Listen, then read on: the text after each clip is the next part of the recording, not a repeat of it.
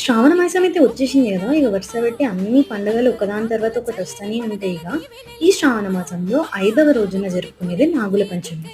అయితే ఇయాల నాగుల పంచమి గాబట్టి గుడికి వెళ్ళాము. మా ఇంటి దగ్గర ఉన్న టెంపుల్ కన్‌స్ట్రక్షన్‌లో ఉంది. సో, వేరే దగ్గరికెళ్ళి పుట్టలో పాలు పోసేసి అయితే వచ్చినాము.